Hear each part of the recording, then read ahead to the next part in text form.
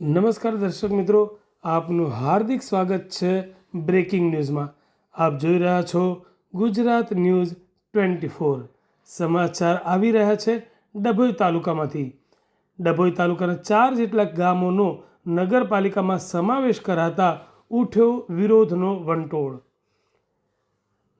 ડભોઈ નગરપાલિકા દ્વારા દરખાસ્ત કરીને તાલુકાના વેગા, કજાપુરા, ટીંબી અને તરસાણા આ 4 ગામોને પાલિકામાં જોડવાની પ્રક્રિયા થઈ રહી છે અને આ પ્રક્રિયાનો 4 ગામોએ વિરોધ કર્યો છે, અસંતોષ વ્યક્ત કર્યો છે।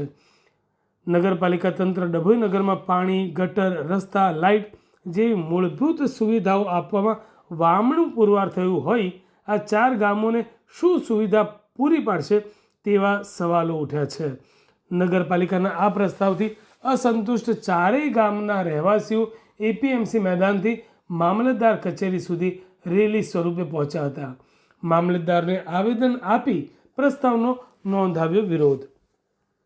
વડોદરા જિલ્લા તેમજ ડભોઈ તાલુકા કોંગ્રેસ સમિતિએ પણ નગરપાલિકાના આ નિર્ણયને વખોડી ગ્રામજનો સાથે રેલીમાં જોડાયા।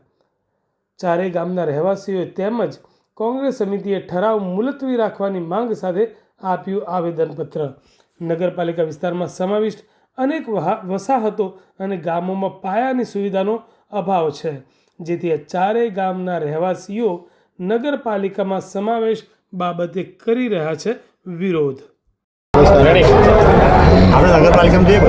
જે રીતે ડભોઈ નગરપાલિકા દ્વારા 4 ગામો સમાવેશ કરનારો નગરપાલિકામાં જે નિર્ણય કરવામાં આવ્યો છે એ નિર્ણયના વિરુદ્ધમાં અહીંયા 4 ગામના સરપંચશ્રીઓ, ગામના સૌ વડીલો, યુવાનો અને માતાઓ બહેનો સહિત અહીંયા એમનો વિરોધ નોંધાવવા માટે અને આવેદનપત્ર આપવા માટે અહીંયા કચેરી ખાતે આવ્યા છે।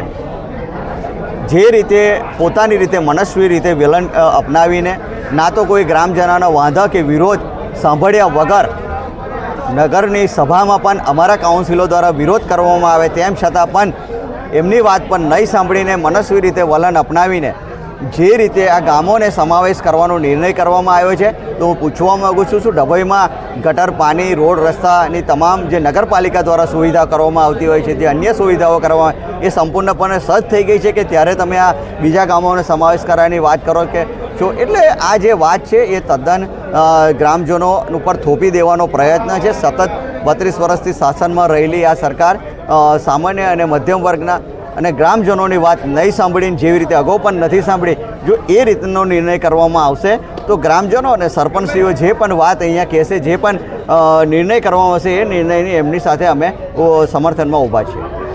ચાલો હું કહું હાથ મારી બોલો બીજા નંબર હા ભાઈ બોલો હું બોલું પણ એવું ભાઈ યાદ નહીં રહે। અહીં નગરપાલિકામાં વેરો 900 રૂપિયા છે પાણીનો, જ્યારે અમારા ગામમાં અમે ઘરનો પણ વેરો નથી ભરતા, પાણીનો પણ વેરો નથી ભરતા અને આ લોકો અંદર અમને જાણી જોઈને અંદર ફસાવે છે। ગામનો સમાવેશ કરવા માંગે છે, મરજી કોઈની પૂછી નથી, ગામની નહીં કે ગામજનોની નહીં કે સરપંચની નહીં, અમારે અમારા 4 ગામનો કોઈ સમાવેશ કરવો નથી નગરપાલિકામાં। હા, બધા મજૂરી કરીને જ ખાય છે, એક વેરાનો એમને 100 રૂપિયા રોજ હોય છે, એમાં બધું પૂરું કરવાના વેરા કઈથી ભરશે? આ બધી પબ્લિક અમારો કોઈ અહીં આગળ નિકાલ નહીં આવે તો અમે આગળ જશું, અમારા ગામ જવા તો નહીં દઈએ। અમારે આટલી રિક્વેસ્ટ છે કે અમારા 4 ગામ અને અમે તો બધાને જ કહીએ છીએ, પ્રેસ વાળાને પણ કહીએ છીએ કે અમારી આ વાત તમારથી જેટલી પહોંચે એટલી પહોંચાડો અને અમને બીજા ગામોનો પણ મદદ લેવી પડશે તો અમે લઈશું અને આ સરકાર અમે જો લાયા છે ને તો અમે પાડીશું પણ આ સરકારને, એમની તાકાત છે અમારામાં। અમે ભાજપ લાવી શકતા હોય તો અમે ભાજપ પાડીશું પણ અને આંદોલન કરીશું, અમારું ગામ જો જશે ને તો